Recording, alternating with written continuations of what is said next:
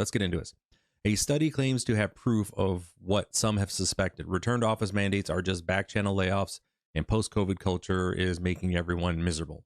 We were all miserable before, but we put up with it because of the benefits that we got from it in society. Now that the benefits aren't there and the good times are no longer rolling, yeah, you get to see it. So HR software biz Bamboo HR surveyed more than 1,500 employees, a third of whom who work in HR. So let that sink in, the folks in HR. Again, the findings suggest the return to office mandate has been a poorly executed failure, but one particular figure stands out. A quarter of executives and a fifth of HR professionals hoped RTO mandates would result in staff leaving. And I can tell you this is what happened in the boardrooms of every one of these companies. I was looking at it. We need people back here at the office. Everyone goes, yeah, we need them back here for whatever reason it is.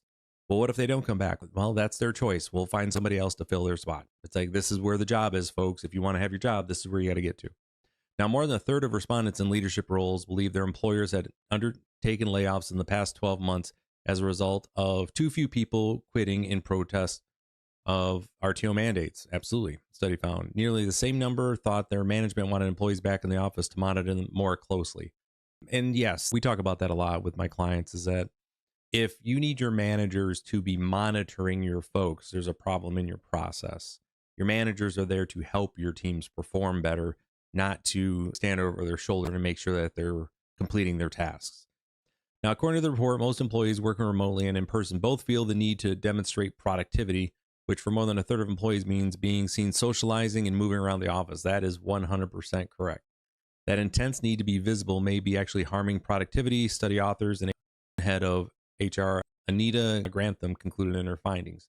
A full 42% of employees who responded to the Bamboo survey said they show up solely to be seen by bosses and managers. Let's just take a moment and soak that number in.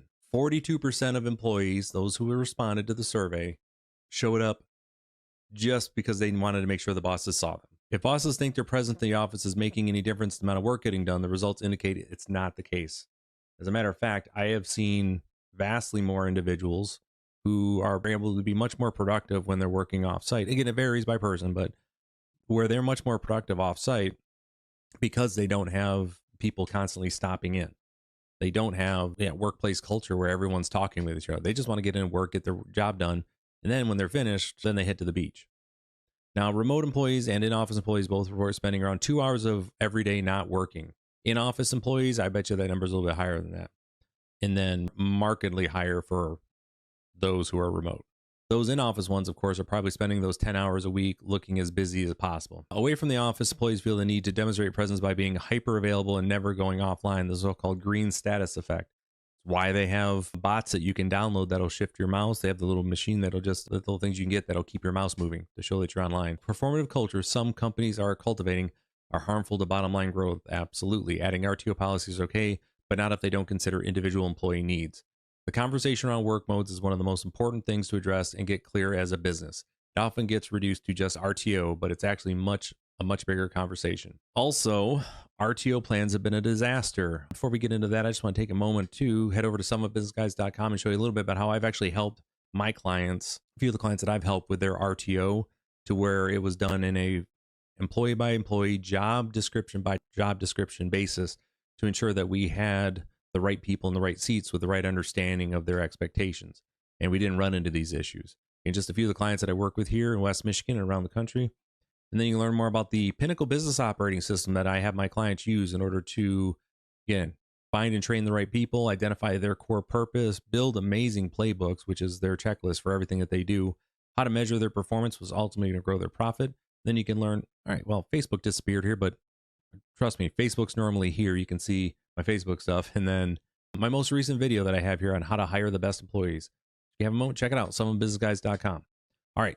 They have been a disaster. Economist Nick Bloom declared return to office dead late last year, arguing that implementation rates had flattened and that remote work had won.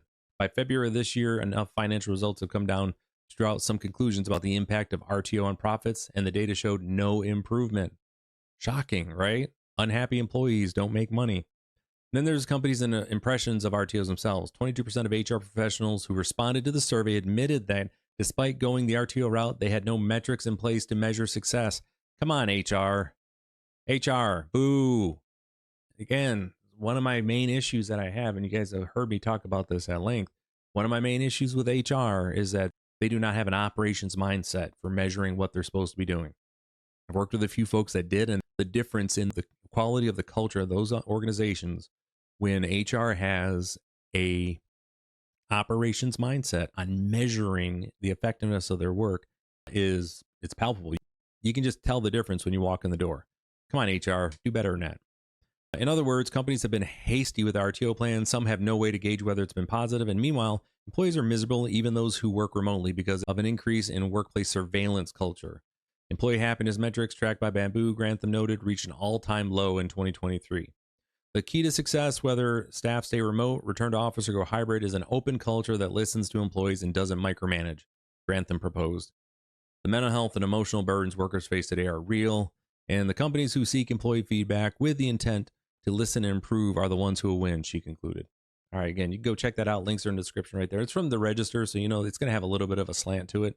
Come on, folks.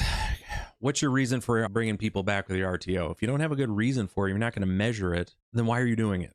All it does is it has such a negative effect on your employees who over the last few years have gotten used to working from home. So have a plan for it. It doesn't mean you can't do it and you shouldn't do it, but you got to have a plan so you can measure it. Cool. So with that, that's what I have for you today. Again, hopefully I earned your subscription today. If so, make sure you hit the notification bell. So with that, take care.